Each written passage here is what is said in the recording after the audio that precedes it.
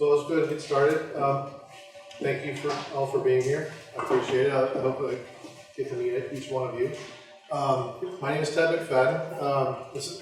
This CEU course is really about natural stone countertops, and along the way, you know, it's kind of dry because it's a Natural Stone Institute designed CEU course.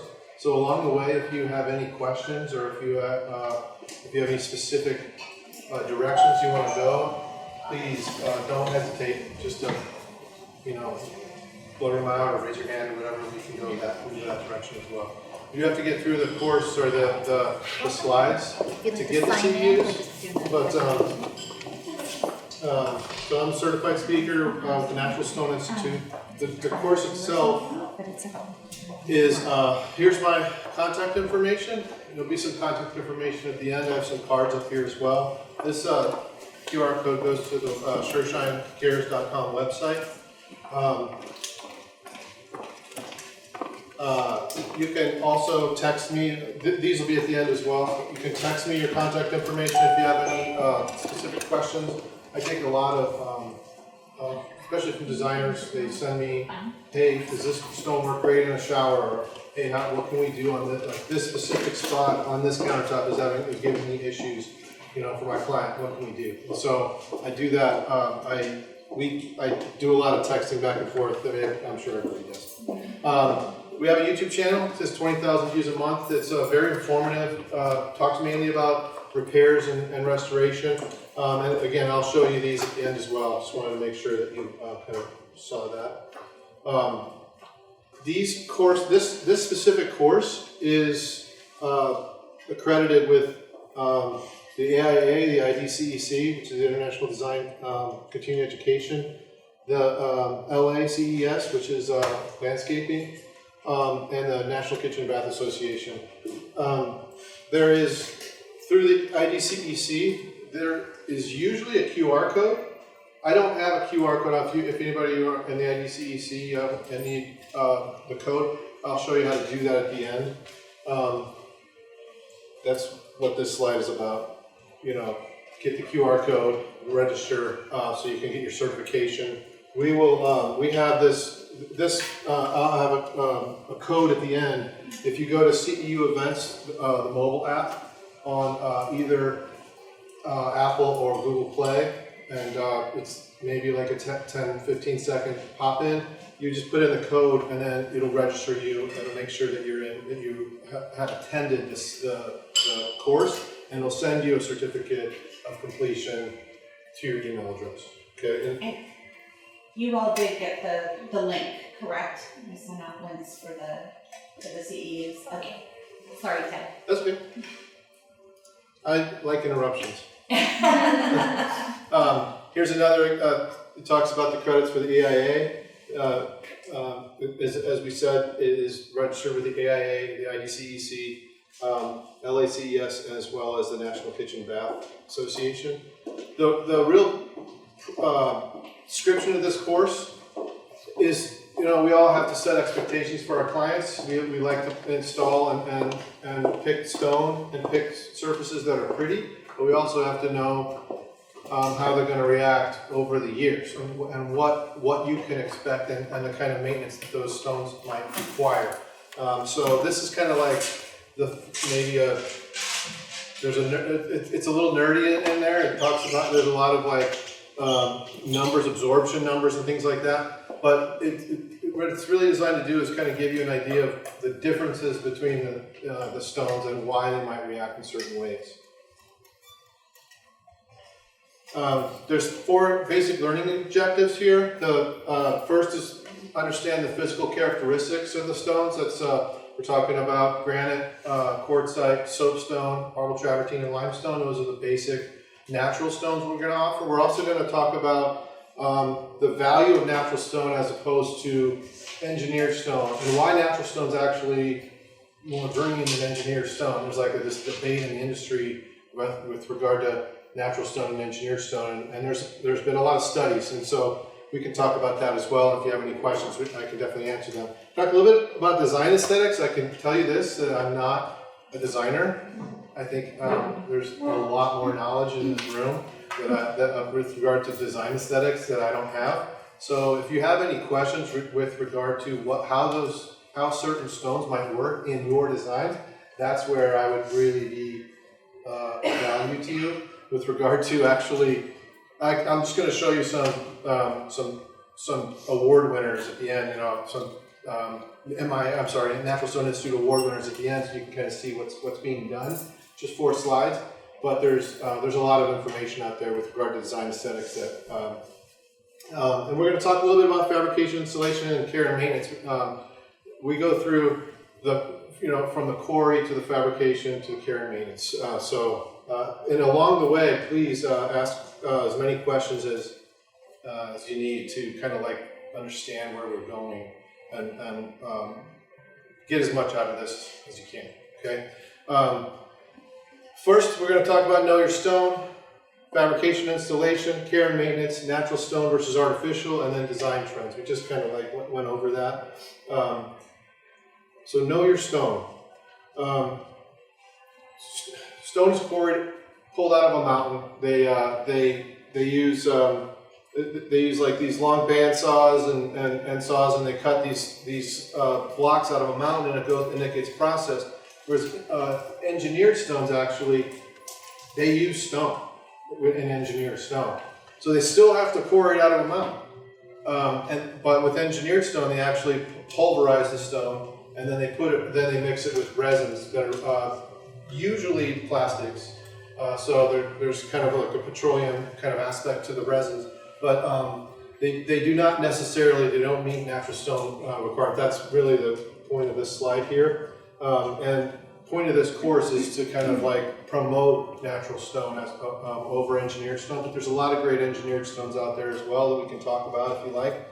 There's 6 major natural stones that are used in the marketplace today, and they're basically brands, like Granite, for instance, Granite really on this slide. Granite is made up of, in terms of the brand Granite, is made up of multiple different geologic minerals that aren't necessarily geologically granite, they're sold as granite. For instance, Black Absolute granite is not an actual granite. It's what's known as a gneiss. So it's not necessarily something that you have to know, but it's just knowing that not every stone that you see that's actually categorized as a marble or categorized as a granite might necessarily be geologically that specific surface. It's important to kind of like think of those stones as like a grouping as opposed to classification. Okay, quartzite and soapstone. Quartzite is a hard metamorphic silica. Quartzite is harder, actually harder in most cases than granite, but it still is porous. And a lot of people think it's not porous. It's like a bulletproof stone. There's a lot of quartzite going in now. It's great material. But it's important that we all fully understand the long-term aspects of quartzite and the need for constant sealing, not necessarily constant sealing, but just regular maintenance for those surfaces. Soapstone is a very soft stone. It's historic. You know, one of the first quarries in the United States was Vermont soapstone. It's a beautiful blue-green, or not blue-green, greenish-black material. It's seasoned with mineral oil. That's the darkness you see here. That's the natural color. It's kind of a charcoaly. It has some hints of gray and some green, and then when you hit it with mineral oil, it darkens. Soapstone historically was used as a countertops because it was so soft. It was so easy to quarry, and it was quarried in small slabs and used. And they used to use it. They would put it in a fire and then heat their beds with it. It is supremely good at heat management. It will not crack. Okay, but it's super soft. You drop anything on it, it'll chip because it's made of soap. It's made of talc, so it's super dense. Won't stain, but super soft. So you have to watch out for soapstone. But there's some, I've walked in some kitchens that are 25 years old that all they need is a light sanding and a mineral oil, and they look brand new again. So soapstone's definitely an option when you're making choices. It's like I said, it's kind of a historic option. There's a lot of pairings, like a lot of they're doing soapstone and marble, soapstone and statuary, or soapstone and Calcutta.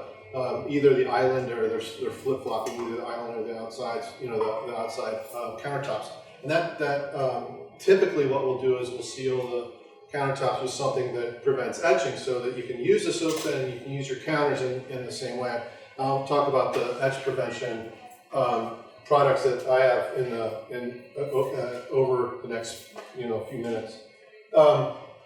Marble, travertine, and limestone. I like to say marble, travertine, and limestone because they're actually they all have heat resistance. They all have low to mild absorption. This one says more porous. Travertine says more porous. So you can see the holes in travertine. The holes don't mean porosity. Okay. Porosity is absorption of moisture and water and oils. Really, oils you have to watch out for. Limestone on a countertop surface, floor surface, is going to be the most absorbent product you can put in that area. Now, I can't say 100% every limestone is going to be like that, because geologically, we talked about that. Cream Marfell marble is actually a limestone. Okay, it's a compact limestone. There's a lot of compact limestones that are sold as marbles. So when you buy a limestone, it's just important to test it. I was recently on a job for a designer in South County. She's actually putting the limestone in her own house, and the fabricator told her it was very dense and not going to stain. She has this beautiful kitchen. She even has a hood, corbels, everything's beautiful. It stains. It absorbs everything. So we're going to be applying Antietch on it next week. But the point is, you always want to test. You don't just trust the person that's telling you. Even me, hey, Ted, is this the right limestone? Yes, but I always say, but test. You always have to test, because the limestone that I've seen, 5, 6, 7 years ago could be super dense, and like Crema Europa, for instance, Portuguese limestone, super dense, easy. But there's some Crema Europas that I've seen that you can drop coffee on it and the coffee will go right in. Or it'll etch, and then if it's sealed, the coffee will etch it and then it'll go right in. So test it. Have your fabricator test it. Give you a piece of sealed stone. Make sure that it's the right surface for your customer. Travertine. It's like you probably all know travertine. It's quarried. It's formed in a natural spring geologically, and all these holes are actually from the carbonation of water. Carbonic acid forms, eats away the surface. Those holes fill up with things, and then they stay that way. When we cut it out of the mountain, it's if you guys have any questions, by the way, don't hesitate. We cut it out of the mountain, cut it into slabs. It's filled with either resin or cement, and then then it's sanded smooth. That's important to know when you're looking at a travertine, that travertines it will not shine. Most shine's not really in right now, but when you're talking about the evenness of the finish, you're not going to see an even finish on travertine. No matter what you do, you're not going to see an even finish on travertine. So it's important to know that you're going to have that. I like it, but it's a kind of a cool mottled look.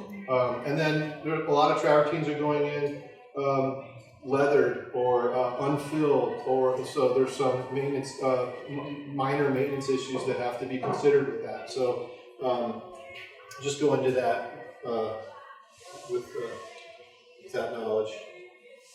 All right, I'm not sure why these. Like I said, I didn't make these slabs. These are Natural Stone Institute slabs for the CEU, and these are comparing all the granites. And this looks like it's Danby marble. These are comparing granites from absorption and compressive strength. And it's basically the serpentine has a compressive strength of 41,000. It's like 2 to 1 to granite, and granite is 2 to 1 to marble. So when you're thinking about like green marbles or Rosa Levanto, which is like a purplish marble, not very popular right now, you're going to get a much higher strength, structural strength out of that. So it's good for cladding, it's good for other things. Whereas marble, it has a much lower strength. There's actually, Dandy marble is actually the worst because you actually see Thasos, which is a true marble, at 15,000, and then Calcutta, these are all comparable to granite. See, the granite was 21, and you got your strength of Carrara and Thasos at 18 and 22. So they're comparable when it comes to strength. Marble is actually super dense. If you ever look at granite, like very closely, you can see all these little cracks in granite. Well, there's air in there. That's the crystals kind of like that form like this, and there's tight little grains of air. That's why granite needs to be sealed. Marble is metamorphic. It's one solid crystal, typically one solid crystal, so it doesn't really absorb a lot of staining agents. Now there's some Bianco Carrera is one example that will absorb. It is porous, but for the most part, marble is not going to give you the kind of stains that you need. It's actually the etching that's the problem. Etching is a reaction with acids, like kitchen things that happen in the kitchen and things like that. And like I said, cream of Marfell was constantly sold as a marble. It's actually a limestone, but it has a very high compressive strength comparable to the granites on the previous slide. And there's absorption is very low here. 0.1, 0.1, 0.1, was granite was, I mean, comparably, the serpentine has almost no absorption, and Dandy marble has almost no absorption. So the gist of this is seal everything, really, within reason. Always test and understand that you're like, here's a comparison from statuary marble to Napolina limestone. This is a super porous limestone, but you can see the statuary marble is not going to give you much absorption, whereas a limestone is. And then the difference between the statuary and the Marmara limestone, which is called something else here, from what I'm is like 60%, but it's so small. Talking about 0.6% or 0.103%. It's such a small amount of absorption. So you can say that it's 60% more absorbent, but it's really, you have to look at the numbers, you know. And you don't really have to look at the numbers, you just have to test, yes. Excuse me. When you say compressive strength, what is that measuring? That's, they put it in a device that pushes it until it breaks. Wait, is that like determining like how easily it is to scratch and such? In a way, that's the abrasion resistance, and there's not a lot of testing on abrasion resistance. It's really not how easily it would scratch, it's more how dense it is in terms of the structural strength. It's not so, it's not like, I think there's an abrasion resistance number here. You can see the difference between marble is 12 to serpentine, which is huge. 107, and then you got granites. So serpentine is extremely scratch resistant compared to granite, which is extremely scratch resistant compared to marble. The quartzite is actually way up there as well. Does it have more to do with impact or chip resistance? Dropping something on it, the compressive strength, whether it's going to remain solid or... In a way, yes. Okay. But it really depends on the thing that falls. Mm-hmm. Because like a knife edge fall or a point or something that has a small amount of surface area relative to its mass is going to cause a chip or no matter what. Even on, they'll be comparable across the board. And you have to watch out for Calcuttas and Carreras. When things drop on these surfaces, they actually cause what we call in the industry stun marks or compression scratches or compression dings, which are white marks that can extend into the stone. And it's basically like a bruise that goes into the stone because the crystals of the stone are damaged below the surface. So you can have a scratch, you can have a gouge, something for some reason gouges the surface. Travertine does this as well. And you can remove the scratch so you can't feel it anymore, but you'll still have a line there. And that line is because the actual crystals have been damaged and they're refracting light in it. So it's relatively normal and pretty common for that to happen on white materials, and rare, but still does happen on other materials like travertines and things like that. All right. Science versus commercial classification, we already talked about this a little bit. Is it marble or quartzite? I don't know if anybody has specified a quartzite and then had the quartzite etch. Sometimes that happens, it's rare. And what happens is basically there's either a dolomitic vein that is traveling through the quartzite, or sometimes the surface could be mislabeled. We don't think that's happening very often anymore. It happened a lot early on when quartzite had just started to catch on. So we always recommend testing your stones, your quartzites especially. If you're going to install a quartzite slab, you could put a little acid, like you can take a lemon and you can squeeze a lemon on the edge and see if it etches. If it etches, it's not quartzite, it's marble, or it has calcium in it. It's not maybe not suitable for your application, or you can use it and you can use anti-etch. But anti-etch is going to add a significant amount to the budget, so you have to make sure that your client is understanding of that. Okay. Is it limestone or marble? We kind of talked about that already as well. Pre-Marfell marbles and some of these other marbles aren't real marbles. They're actually geologic limestones. They're sold as marbles. They behave as marbles, so that's why we call them marble. And it's okay either way. It's more like, for me, I'm in the stone restoration business, so we've been doing this since I was 14, and people ask me about specific like stones. They actually would name a stone. I don't know. I stopped learning the names of stones a long time ago because stone names are brands. They're like, everybody has a different name. So I say, send me a photo, and I can tell you exactly what. So I can identify the characteristics of a surface by its visual characteristic, identify its behavior. And so that's really, for me, that's why we're talking about marble, quartzite, limestone. Is it behaving that way? Is it behaving like a quartzite? Is it not etching? Is it behaving like a marble or a compact limestone? Is it hard? Is it semi-scratch resistant? Is it going to give you? Is it a good paving stone? Is it, depending on if we're talking about floors, whether it's honed or polished? What kind of behavior are you looking for on the surface? That's going to dictate what you're going to choose. And granite, most of us know granite, but as I said, gneiss is a black absolute, gabbros, and schist. These are different, minerals. They're more consistent minerals where you have like a more consistent looking granite. A lot of those times when they're consistent looking granites without a lot of movement, they're actually not necessarily granite. They're a different mineral, but they're all sold as granite because they behave that way. We can, I refinish granite all the time. My company, we repair granite countertops. We do a lot of rod repairs where it's cracking in the sinks.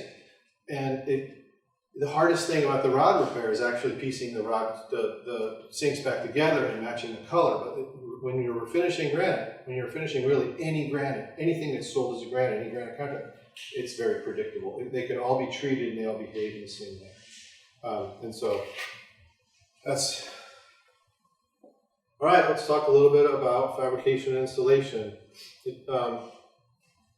Most of us know that the slabs come from blocks, which blocks come from quarries. Quarries are mainly, like in Italy, there's entire mountains they drive into, and they're carving Carrara out of the mountain. They've been using the same quarries for hundreds, sometimes thousands of years. A lot of other quarries are open quarries where they're just cutting them off. They're just literally just cutting off the sides of the mountain. And those blocks are then transported to gang saws, band saws, and those band saws cut the slabs the blocks into slabs. On the West Coast, typical slabs come in 2 centimeter. The East Coast typical slab comes in 3 centimeter. 3 centimeter is kind of more historic. It's kind of like the what everybody likes, basically from Colorado east, and then the 20 centimeter is mainly this way. The reason for that more popular. Sorry to interrupt. The 3 cm over the 2 here. How many clients asking for 3 over 2? Okay, just curious. Thanks. We do a lot of we've seen a lot of 3cm, but still it's 2cm is, and with miters and is much more prevalent still. It's the transport cost of 2cm. You can fit a lot more slabs into a container of 2cm, and so it's still less expensive to buy a 2cm slab here than it is a 3cm slab. You can fit a lot more slabs. I think it's like 45% more slabs or something like that. I was talking to a fabricator at the Stone Expo, and he was telling me that he couldn't afford to do 3cm. He had some clients that wanted it, but there's just a much smaller selection right now of 3cm. And why is that? Why? Because I was in Colorado for many years, and that's all we knew was 3cm, and then coming here it is 2cm. So you started to say, is it just the price difference? Is that why California is still doing 2, or why is Colorado doing 3? You know? I wouldn't say it's so much the price difference as it is the supply difference. You can fit a lot more material into the containers that come into LA and San Francisco and San Diego. And whereas the 3cm comes by rail, typically to Colorado, it comes from Chicago mostly, and New York, but mostly Chicago. Everything really goes to Chicago, right? So it's from what I've been told, and I don't know this, I haven't done my research on actual numbers, but from what I've been told,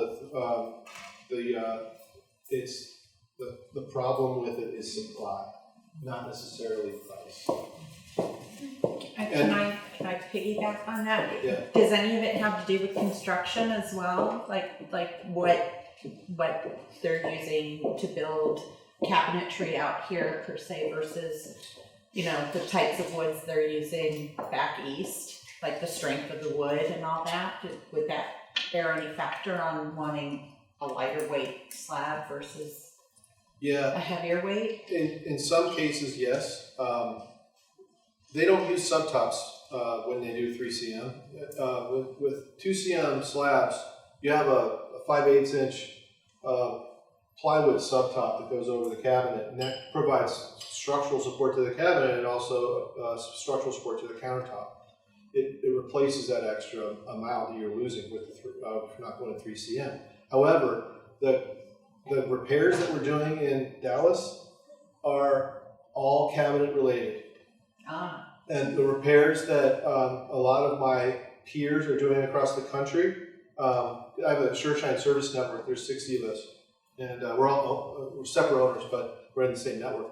And we're seeing a lot more problems with cabinets and the actual engineering themselves, with the falling seams, breaks, problems with sinks. All that has to do with the problems with cabinets. So I would say that you definitely do need better engineered cabinet with better wood, structural supports for a 3cm.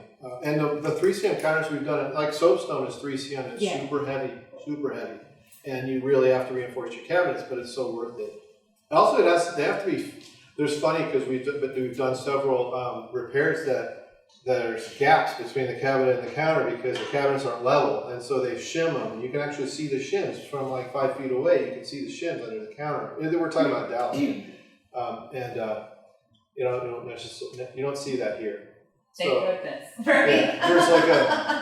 Yeah, there's a standard here that's different than other places in the country, and I also think that there's a more adoption here of the miter. It was I think it was adopted here in mass faster, and porcelain slabs are also kind of becoming more prevalent on the West Coast as well, because I think a lot of these fabricators already understand how to fabricate these thinner materials, and so there's still porcelain everywhere, but I think there's a lot more porcelain that I've noticed in San Diego, LA, and San Francisco than I've seen anywhere. Polishing the slabs. The slab polishing process is not very relevant, or not. It's basically just seeing the slab get fed into the machine. But there's basically lots of rows of diamond heads here, and they're just basically polishing the process as the slab gets pushed through. By the other side, it's polished or it's honed. Usually, when they're honing a slab, they'll polish all the slabs, and then they'll hone, you know, half of them or whatever, just because they don't want to mess up their manufacturing process. Slab handling, this is really important, like for you guys to know if you're walking through a slab yard, especially. Slabs are typically transported vertically, and they're transported in bundles, and they'll be on these A-frames here, and these things weigh 1,500 pounds, sometimes less, sometimes more, but in that range. So you don't want to, you want to go to a slab yard and just respect the fact that those slabs are, like, there's been accidents, okay? So kids have, like, gotten crushed, little kids. So we don't want kids running around. We don't like open-toed shoes aren't the best. I've seen customers like show up in, you know, flip-flops. It's like, you're gonna kick something. There's so many things to hurt, you know. But I mean, it's just like one of those things where, you know, you can all live in fear, but it's rare. These things rarely happen, but when they do, they really affect us. So just be cognizant of be, you know, protective of those things when you visit these yards. There is an NSI slab safety video, but Don't visit a slab yard on a day like today. Because seriously, Yeah. when my former, where I worked before, we had wind gusts come through, and even though our slabs were strapped down, it took out the whole A-frame. And there were 4 or 5 slabs on there. So do not go on a windy day. yeah, they act as just sails, and they'll just follow in. They usually don't want to pull slabs for you on windy days. No, they won't. Yeah. The, you know, best thing to do if you're going to do it on a day with weather is go to an indoor slab yard. Yeah. You know, they can move the slabs around with cranes. They don't have to use forklifts. There's a lot of things that you can do to help yourselves protect yourselves. Now, the templating process. This is just an example of a laser templater. It's measuring the depth of the counter and all the cuts. This templating process templater would be fed into a CNC machine, and that CNC machine, I'll show you like how the process works. That CNC machine is going to map out the countertops on your slab. You take a photo of the slab, you can actually see. I recommend if you're designing something like this and you want all these veins to line up, that you take an active role in choosing that. Your fabricator, don't let your fabricator guess on what you want. Make sure that you're like seeing the photos and seeing where these things are going to line up, because I've seen some really great installs where the designer, the customer, and the fabricator, they all work as a team, you know, the general contractor. And I've seen some really bad ones where it's like there's a disconnect. You know, sometimes it's just the customer is not giving you feedback, but there's a lot of problems when there's not a lot of communication. So stay in communication. This is the old way. It's still good. A lot of people still do it. Use balsa wood, and you know, they like say where the miters are going to be and the distance. And I haven't seen that in a while, but there's still some people doing it. I know. This is just talking about the veining as well, like knowing where your L's, knowing where so whenever a countertop changes direction, the veins are going to change direction. So, you just got to decide where you want things to line up. And this is kind of like your aesthetic, how you want your countertops to look. There's an example of a CNC machine. This is kind of an old slide because it talks about that the CNC machine is good for edge profiling and seam cutting. I've seen CNC machines make entire kitchens. I've seen people turn the CNC machine on at 6 p.m. and leave and come back, and the kitchen's done the next day.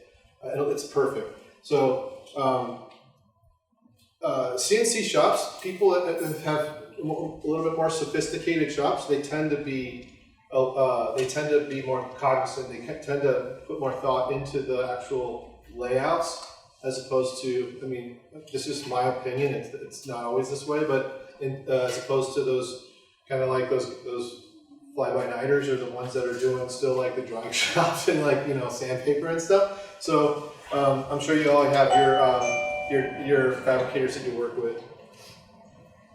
There's an example of a water jet. It does the same thing. It'll cut and shape. There's now CNC water jets that can be used. This is an old machine that used to, I say used to because I've still seen some of these machines used, but these are diamond heads, and they used to feed these countertops through the machine, and the machine would make the edge for them. All right, care and maintenance. Common stone finishes, polished, honed, and textured.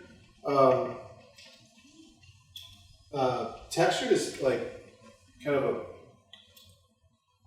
there's a lot of texture. There's leather, there's flame, there's brush, there's acid distressed. So what is the texture and what is the material you're going for? What is the look you're going for? Texture doesn't mean it can't be shiny. It can still be shiny, or it can still have a satin, or it can be honed. It can still have whatever finish you want. And I've seen a lot more texture, especially on countertops lately, than ever before. A lot of Taj Mahal is going in leathered. I've seen a lot of leathered marble. We can't put Antietch on leathered marble, but it's super easy to refinish. So honed and polished. I'm sure you're familiar with those finishes. All right, another talk about working with your fabricator. Transported. You can see that there's a subtop here. You can see that it's a 2 cm slab with an overhang all the way around. Looks like 2 inches. It's going to fit right onto that subtop.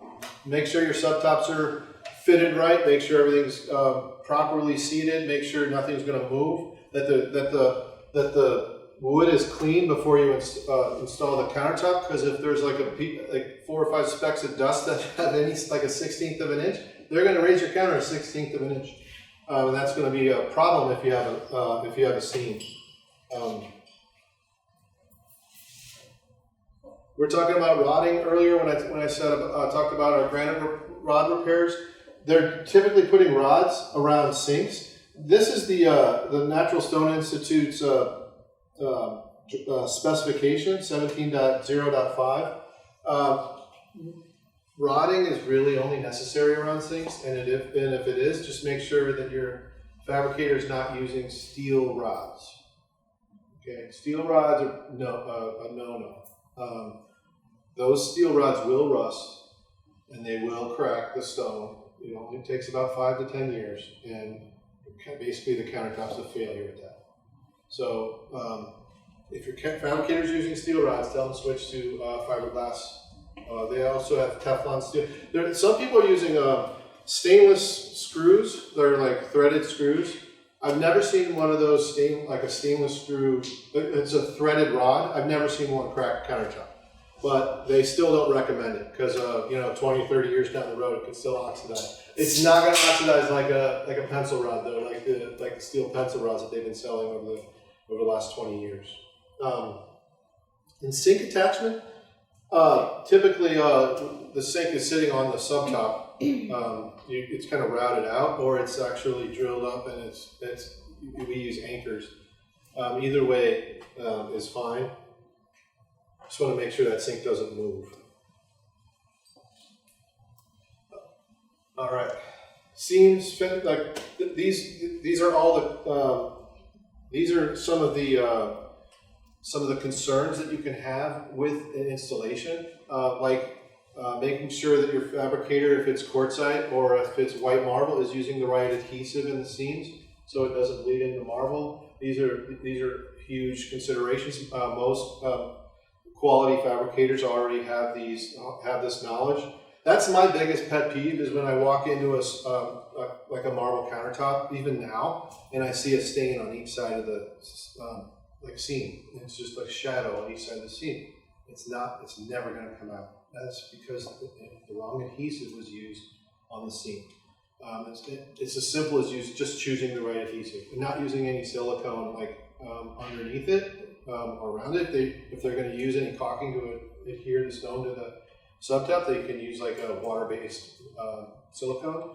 But a lot of like a Marble Export and some of these other guys, when they're talking about installing light-colored slabs, there's a lot of white mastic and a lot of white thin set that is being recommended now. It's not a specification, but it's being recommended to prevent those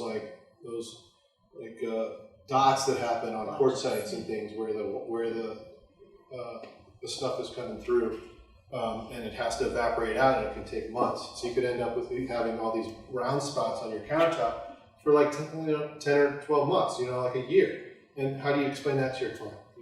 So I've actually seen counters get pulled out 6 months after they were installed, and they only had to wait to allow that off-gassing to continue. They just used the wrong adhesive to put the countertop down. Sealer application, as I said, test your sealers, or have somebody like me test your sealers for you, and let you know what might work the best. Caulk at the backsplash, super important. Caulk around the sink, super important, making sure everything's kind of buttoned up. Consistency of the edge profile and finish, this is a manufacturing issue.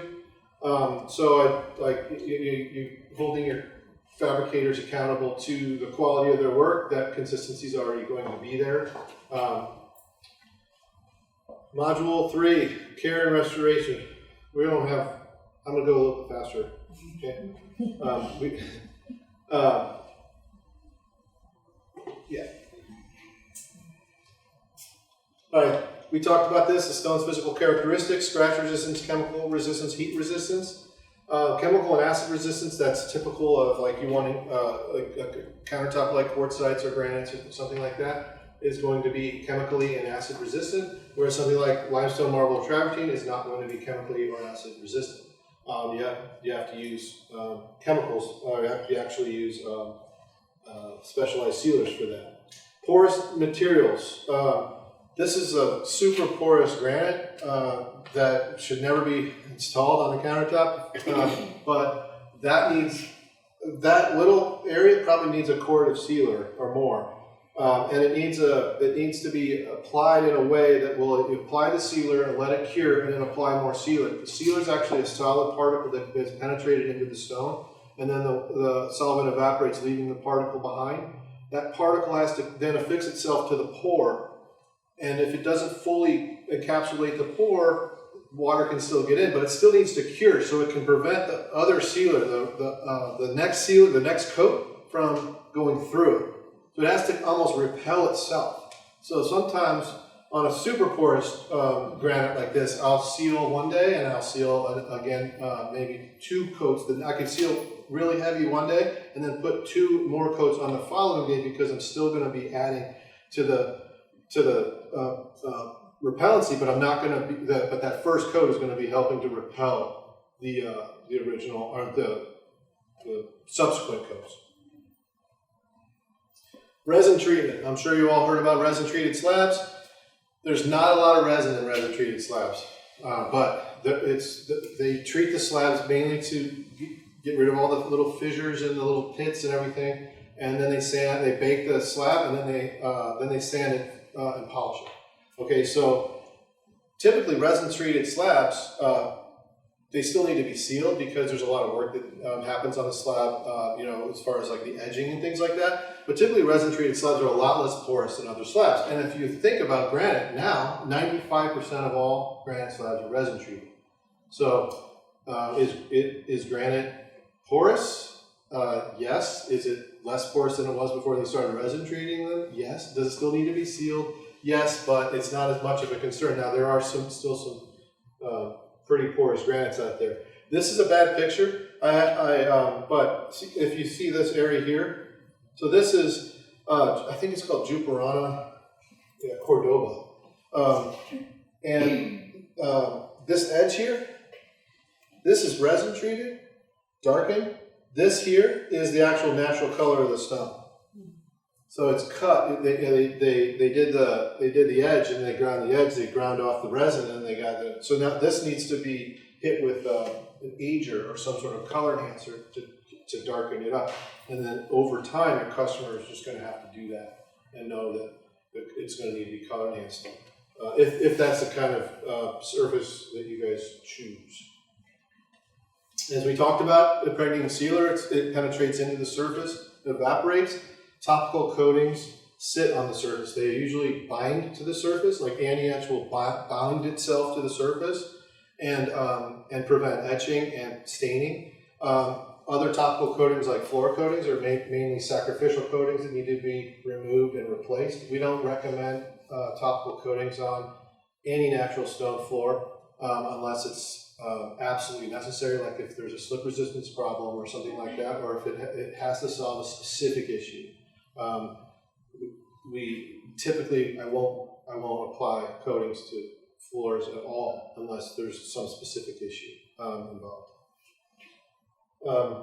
Quartzite. I added this slab because I didn't. You can see that this is a quartzite countertop. This is actually a disposal button. There's no moisture here, but water gets in there. Water gets in there and kind of like it gets in on the side. So when you seal quartzite countertop, you also want to seal the edges. You want to seal like the inside edge of the faucet holes. And what some people do is they'll put caulking there. They'll like literally cover the whole hole with like a acrylic caulk to prevent any kind of like migration in, so nothing can get in. Because usually the quartzite has something on the bottom, not always, but it has like a fiberglass mesh on the bottom, and then it'll have and then the only area where, if you seal the top properly, the only area where water can get in is on those raw edges. Okay.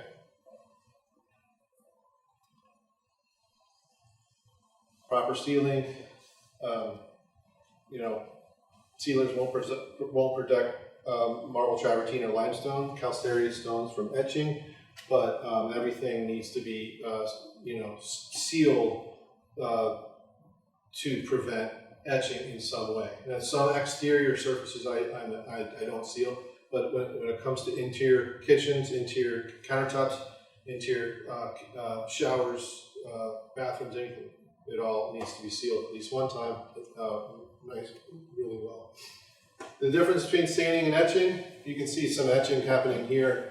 These limestone, these lemons have been sitting on this marble for over an hour, and so you're going to see some nice etches. But basically, an etch like this needs to be refinished to remove.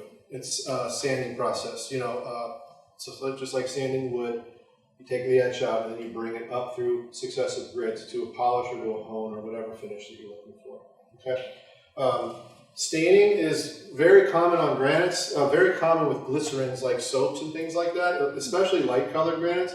And this is a thick granite, it's a 30 millimeter. What I would do here is I would poultice this granite, but what I always recommend is putting your soaps and things that are going to be like your oils, put them on a dish. Elevate them. Don't put them directly on the counter. If oil gets underneath that, like an olive oil bottle, you set it on the counter, it'll be fine for 10 minutes. But if you leave it overnight, that oil stain is going to work its way in. It's going to need more work to remove. You're going to need to either poultice it or use degreasers or something, or call somebody like me. We talked about etching. Marble etches through acid reaction with the calcium carbonate in the stone. Now we're talking about etching, but not just lemons, but all liquids. Mostly like say all tile cleaners, almost all like even toothpaste and things like that. These have acidic properties. These can etch stone. I mean, most of the time, like in a bathroom, etches are they don't happen. Like they happen, but they're not as bad. Like if in a kitchen, a lot of people, and marble countertops are becoming a lot more prevalent in kitchens. In a kitchen, a lot of people, you set one glass down. I refinish the counter, and then she sets a glass down like that evening or something, or he sets a glass down that evening, and it etches. My sealer won't prevent that. My impregnating sealer. Antietch will prevent that, but not a normal conventional sealer. Everyday cleaning, what I always recommend is use cleaners that say safe for marble. We have a product called Easy Oxy that we really like because it's safe for marble and safe for other things. But anything that says safe for marble, safe for natural stone. This pH balanced word I don't like. It should say pH neutral. pH of 7, pH neutral, something that's completely non-reactive, with even like slightly like alkaline is okay in a lot of cases, but with alkaline, you're going to leave salts behind. You're going to leave like streaking behind if you don't fully remove it. So you got to watch out for that. Okay, natural versus artificial.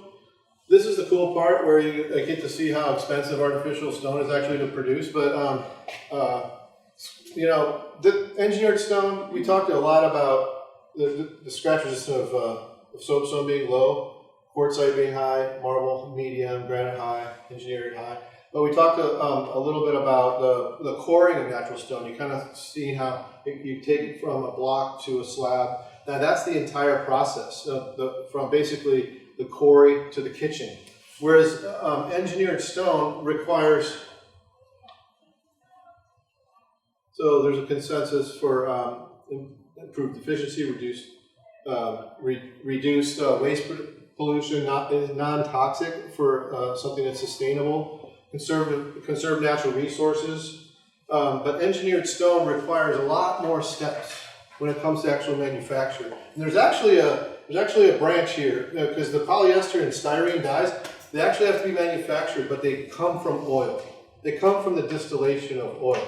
So you're actually putting a plastic on your counter as opposed to putting a natural stone. In many cases, engineered stone and quartz are, say, they used to be 93% quartz, 7% resin. Now they're getting higher in terms of the resin content, so they can be between 10 and 20% resin.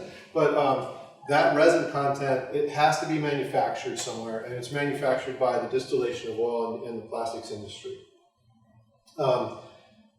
The Futures Institute, or Future Living Institute, or livingfuture.org, is it's like a think tank that kind of talks about a lot of these products being dangerous for homes and being dangerous for buildings. So we talk a lot about why natural stone is 100% natural and is never going to be on the red list.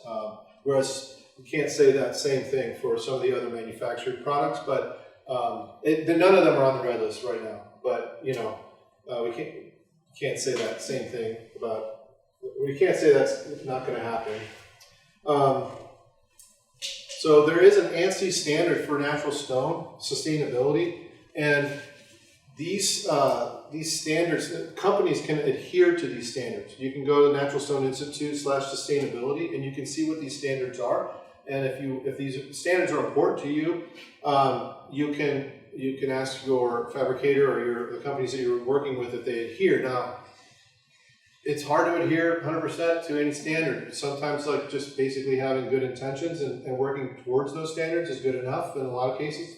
So, and sometimes standards can be, sometimes standards may not work everywhere in a geography. So we have to make sure that, you know, when we're holding our fabricators accountable, we're also being reasonable in terms of like how they can perform the work and get the kind of quality that you're looking for, and also sustain themselves and sustain their business.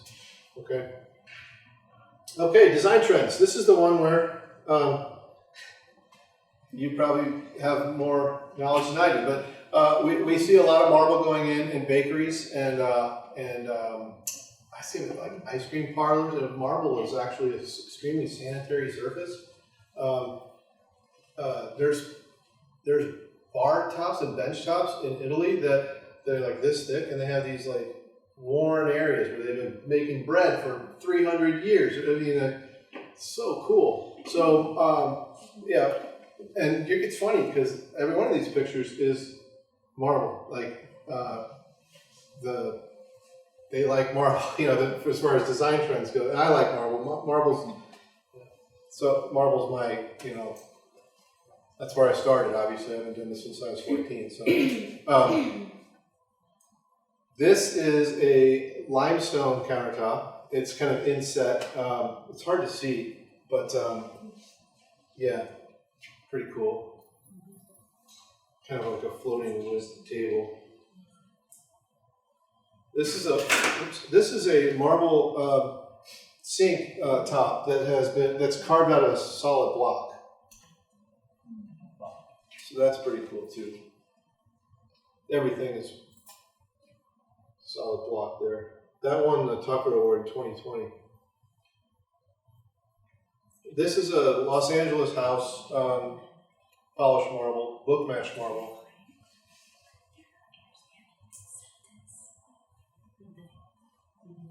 Are you all seeing more clients leaning toward marble or afraid of the marble?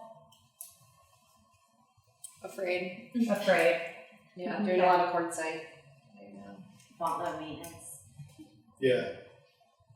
Here's an onyx bathroom. Vanity. Other resources and organizations that you can look into, mainly Indiana Limestone Institute's pretty cool, and then the Natural Stone Council. And then, like I said, ANSI is they're a pretty stringent standards organization with regard to production, and I know they've been working on some slip resistant standards lately as well. Some other resources with regard to the Natural Stone Institute. There's accredited companies, accredited fabricators. I think there's 4 or 5 of them in Los Angeles. Building Stone magazine, as well as there's a Natural Stone Resource Library with the Dimension Stone Manual. This used to be free. I'm not sure if it still is. I think you actually need a login, but the login might be you might be able to create your account and then still download it. But this is everything that you need to know about installation, restoration, fabrication. It's like that thick. So if you're bored one day, you can.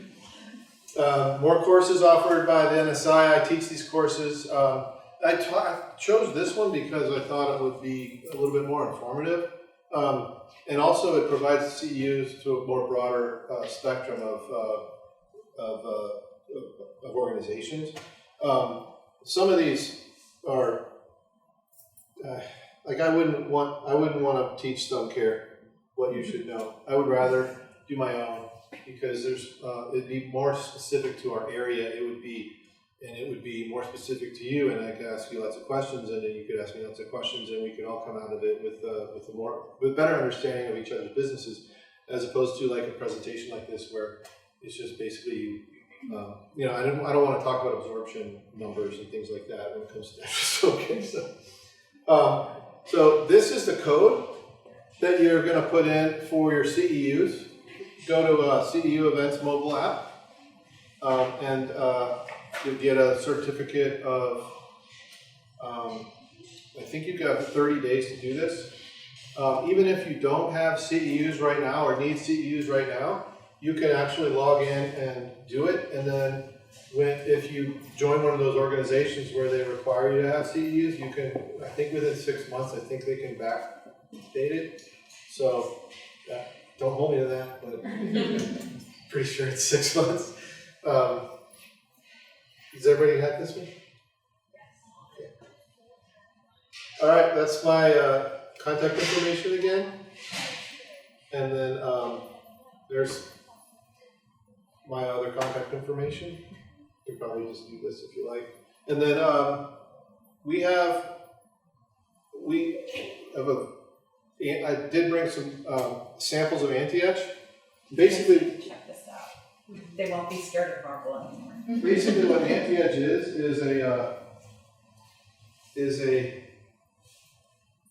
it's a UV cured acrylic coating that's applied. You can't see it on the surface, and it can be honed or polished, and it basically prevents etching, and it's warranted for 10 years.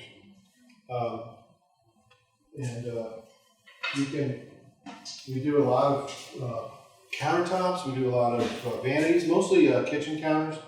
It's something we do every day. We have more than 500 installations in Southern California, and it's working. I don't think we have any. We had an issue the other day where a customer dropped a knife on it. We had to do a repair. But something like that, so obviously not covered under warranty of physical damage, but there's polished marble conference tables in Los Angeles that have been. I mean, they went through the pandemic, but they've been used for 6 years, and they have like 4 or 5 scratches on them. You know, yes. Is this one for interiors only? Interiors only. Yeah, yeah. We're working on something that will give us exterior application, but because it's UV cured, there's some UV activators in it, so we're trying to prevent it from yellowing. Yeah. But so like if it's like on an interior, we're gonna recommend you have anyways UV protected film on your windows, that type of thing to prevent. You're gonna need that anyways, though. Most new windows require it anyways, so yeah. Red wine is nothing to worry about with that. Yes. Can it be applied after the countertops are already installed, or does it need to be applied prior to installation? It's actually applied in place when the counters are installed. We can do old counters and new counters. The counters don't have to be brand new. If there's stains that on the countertops, typically they need to be removed prior to, and if they can't be removed, the Antietch would go over them. And we've done that a few times, and customers are just like, we probably spent a week trying to remove these stains, and we didn't know what they were because she had just moved into the home. And we got them pretty light, but she's like, you know what, I don't care, put the Antietch on. So, and they're, the typical job is about 80 to 100 square feet. The price starts at $100 a square foot. Sometimes if it's super porous material, it can go to we have to do a primer. So the primer is about $30 a square foot. But the cost to maintain marble over time is if the customer likes the material, Calcutta or other, we do a lot of Calcuttas.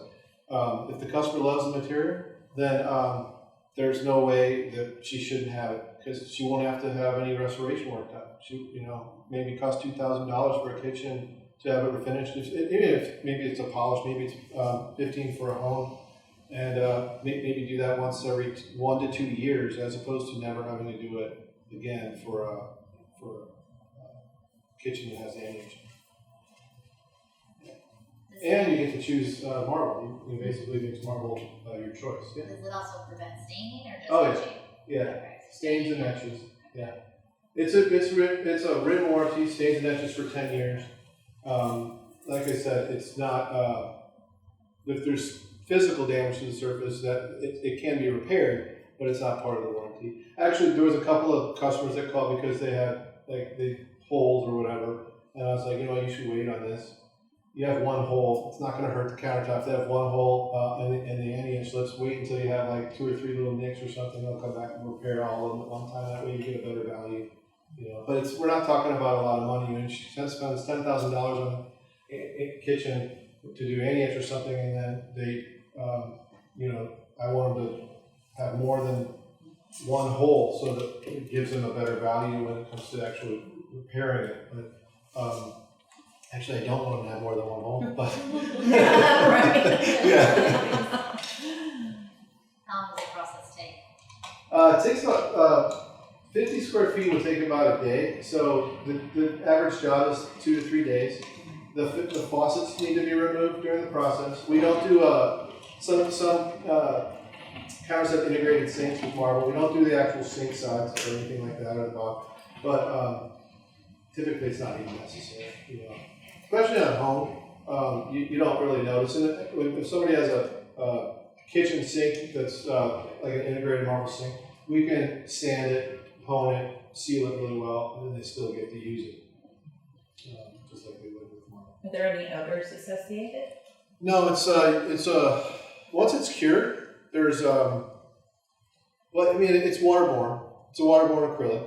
Once it's cured, we do sand. So, and we use HEPA vacuums. It's a dustless service. So we use HEPA vacuums, and then once we're done, there's no odors at all, and it's 100% food grade, FDA, approved. Yeah. The brochure's here if you like. You can. Yeah, you should take a look at Did you bring an unsealed marble as well? Yeah, this one here. Yeah, I would take a look because you can really see that. Feel it, it's rough. Yeah. Does it darken the material at all? Like No, a- this there's a sample.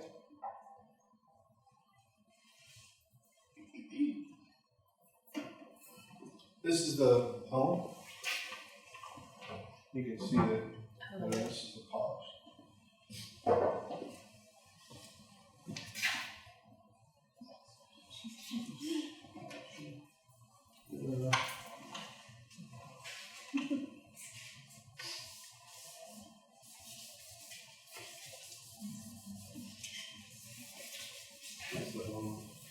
Do you use special cleaners on that?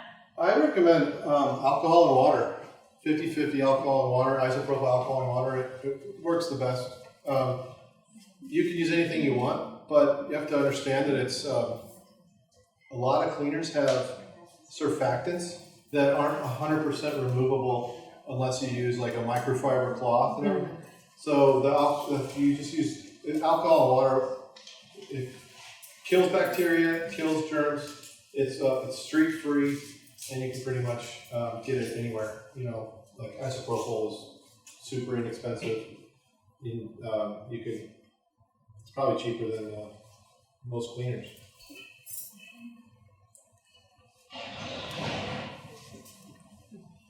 Any questions? Thank you, Ted. No problem. Great presentation. Thank you.